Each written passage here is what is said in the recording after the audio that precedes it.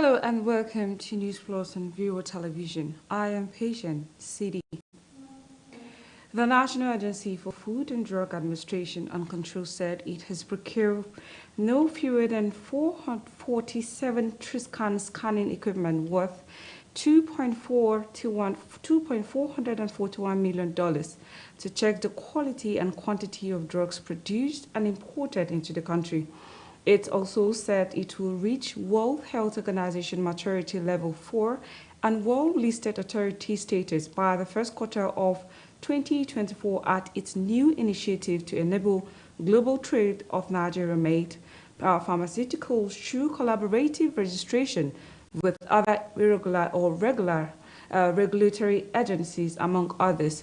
A Triscan is a handheld device used for on the spot detection of counterfeit medicines. It also allows regulations and law enforcement agents to conduct field-based screening of pharmaceutical samples to quickly and accurately identify counterfeits. And now the Military Pensions Board said it has commenced the payment of the old Security Department allowance to eligibly military retirees on next of kin of deceased military personnel. A Security Department allowance is the money paid to retiree military personnel to discourage them from using the skills they acquire while in service against the government. Over 90,000 military retirees who retired before 2017 were originally not among those who benefit from the allowance. The reason for their exclusion, according to the Minister of Defense, Major General Bashir Magashi, retired, was that personnel who retired before the law was signed were not entitled to the allowance. And now 50 days to go, leadership of the Labour Party has expressed confidence to shock Nigerians and the world at large with their massive votes in order to change the political narratives of Nigeria, democratic system in the forthcoming 2023 polls. They stated this at the penalty kick organized in Kaduna for party's presidential candidate, Peter Obi, and other candidates with medals presented to them, which symbolizes victory at the poll. The Kaduna State Labour Party Chairman, Honorable Awal Tafoke, says the party without any doubt will not only win the presidential election but the Senate, House of Representatives and other key positions to shock Nigerians.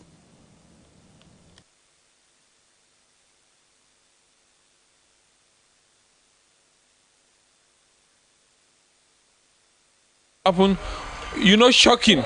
We are going to shock the so-called major parties. They will be shocked to the Amaro. Come out en masse and vote for Labour Party for positive change. In Kaduna State, the PCC, the party, the support group, whatever group we can think of, they are here. And that is the unity that we have been praying and we have gotten it. The governor of the event and coordinator Presidential Committee Council team to Peter Obi, Mr. Solomon Dambaki, says the present administration of APC and PDP failure has helped them to have age above them to win election at ease, as Nigerians continue to advocate for a real change. The ruling party has made it very easy for us because they are very generous in failure. The failure has touched both religion and region. So it is very glaring that they cannot deliver, they cannot solve the problem that they created. Also, the chairman of all support groups, Morrison Ikpemezi, urges these groups not to relent in conversing for the support until the dream is achieved, even as politics is all about creating awareness. He further urged Nigerians to get their PVC, which stands to be their only weapon, to vote out those performing below expectation and vote in leaders who have the capacity to deliver. It is not good you suffer queue to register, then you don't go to collect that distance. So the effort is in vain. So I call on everyone that has not collected his or her PVC to go there and collect their PVCs, because that is the only weapon we have. However, the Labour Party youth leader, Comrade Augustine Aniagu, says the obedient movement is a revolution that cannot be stopped until the aim and expectations are met, as youth will continue to clamor for real change due to hardship posed by both present and past administrations. The country, as long as things is not working right, the youth will continue to clamor for change. 100% sure that we're going to shake Nigeria. We're going to surprise Nigerians.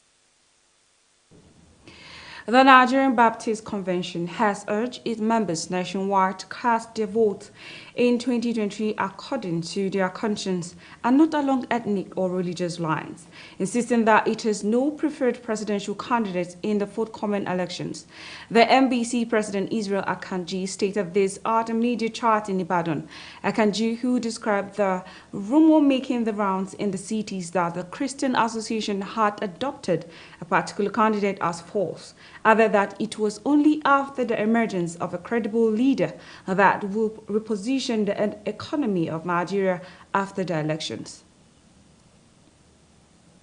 And now the Nigerian Labour Congress duly informed the Minister of Labour and Employment, Chris Ngige, of the decision of the Ministry Office of the Registrar of Trade Unions to reject the 4 years audited report of the Academic Staff Union of Universities. Newsman reports that ASU had accused the federal government of withholding the November 2022 check-off dues of the union despite initial deductions from the source. Confirming the development, the spokesperson of the Ministry of Labour and Employment, Olajide Oshundun, told Newsman that the dues were withheld because of the failure of ASU to submit their report. ASU had insisted that the report was presented to the government.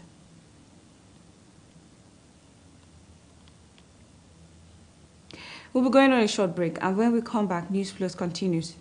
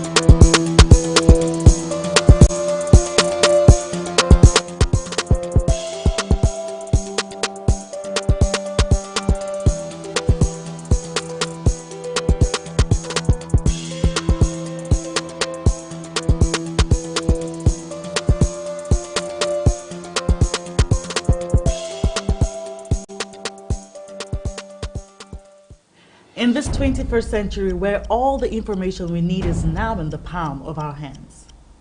News from around the world, entertainment, celebrity gossip, sports, and much more.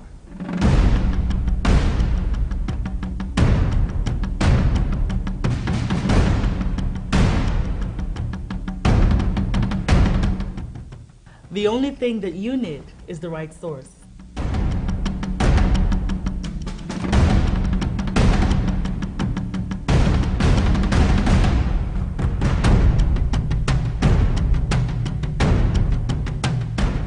Viewer TV is now on the go. Simply check us out on our social media pages on Facebook, Instagram, YouTube, and Twitter for all the information you need.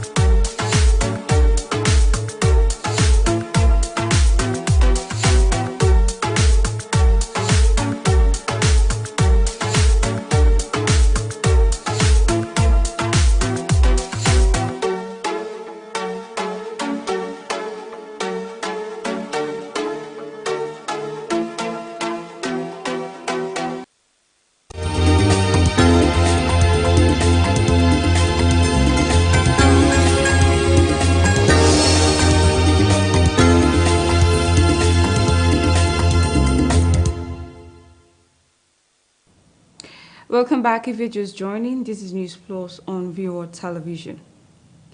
Now, the traditional ruler of Obosi community in Indelimi North local government area of Anambra State, Igwe Chidubem Iweka III, has decried the increasing rate of cult-related killings in the community.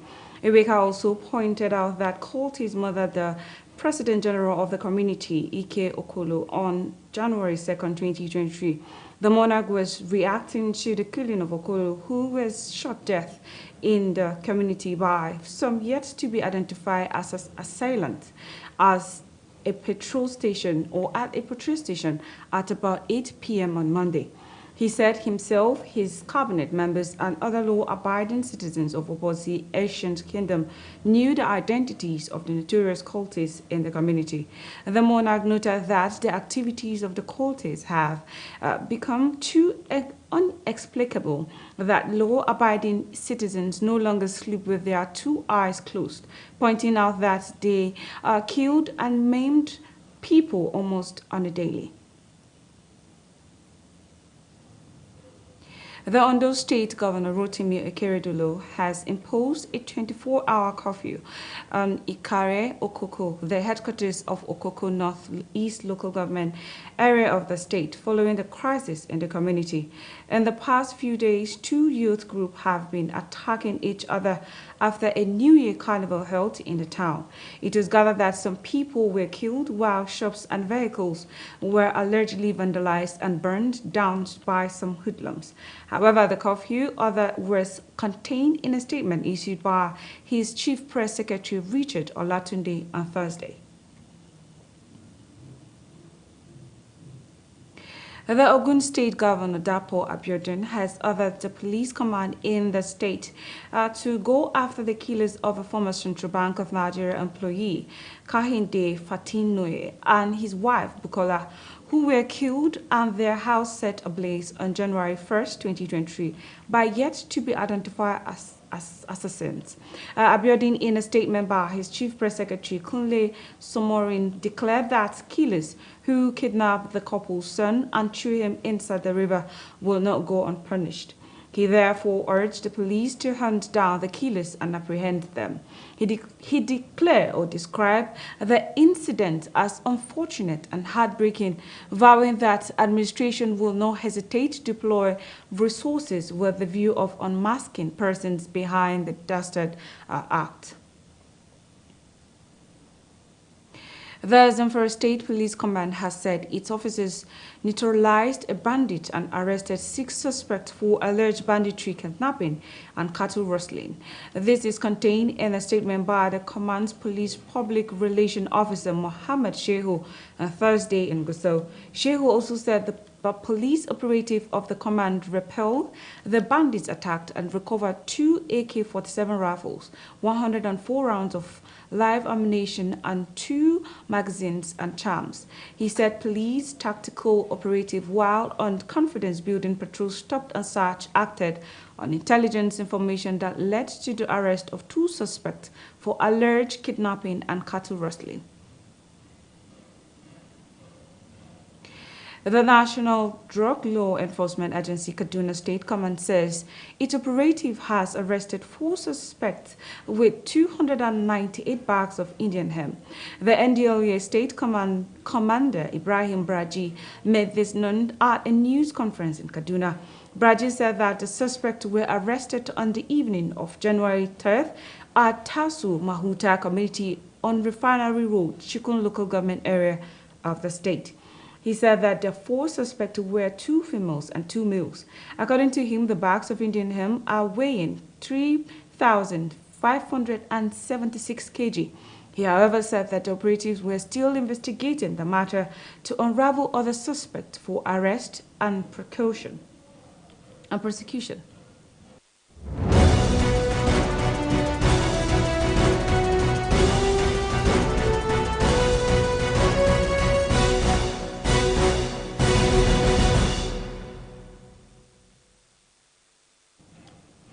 And now on the international scenes, tens of thousands of mourners in the Vatican City gathered for the funeral of former Pope Benedict XV on Thursday, led by the successor Pope Francis Benedict, who in 2013 became the first pontiff in 600 years to resign, died last Saturday at the age of 75 due to sickness.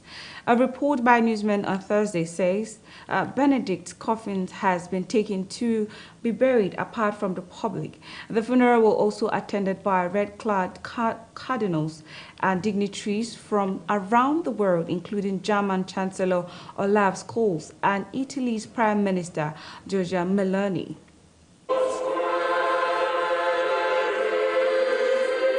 In nomine Patris et Filii et Spiritus Sancti. Amen. Pax vobis. Et cum spiritu tuo. Fratre. Karim Yunis, the longest-serving prisoner jailed for security-related offenses, was released from prison Thursday after serving 40 years behind bars. Yunis, an Arab Israeli, was convicted of terrorism offenses for the murder of an Israeli soldier in 1980. He was freed from Hadarim prison north of Tel Aviv at 4 a.m. with a black and white keffiyeh wrapped around his shoulders. The now 64-year-old Yunis was met by hundreds of supporters singing the Palestinian national anthem in his home village of Ara in northern Israel. With tears and 3 hour cries of martyrs, live forever or live forever, rather, thousands of courts from across Europe have come to the suburbs of Paris to say farewell to 3 of their own killed in a December attack in the French capital.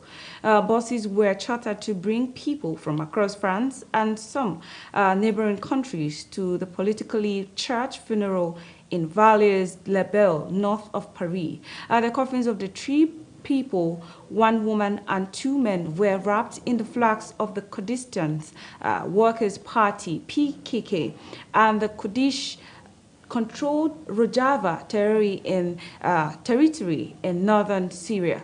The crowd followed the funeral on giant screens erected in a car park, showing the coffins surrounded by words beneath a portrait of PKK leader Abdullahi Öcalan, who is serving a life sentence on the prison island of Istanbul.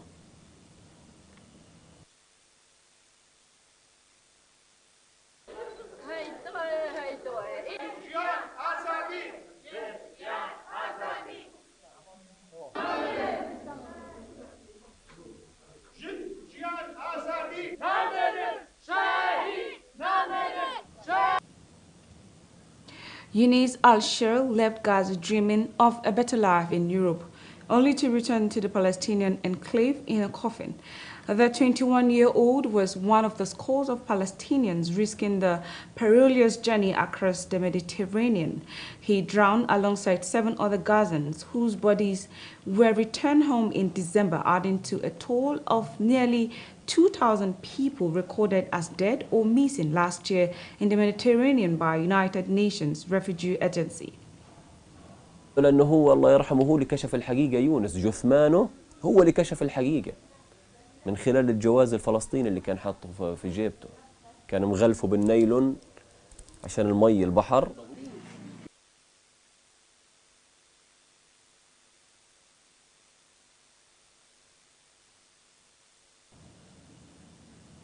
And that's all on News Plus. I am Patient CD.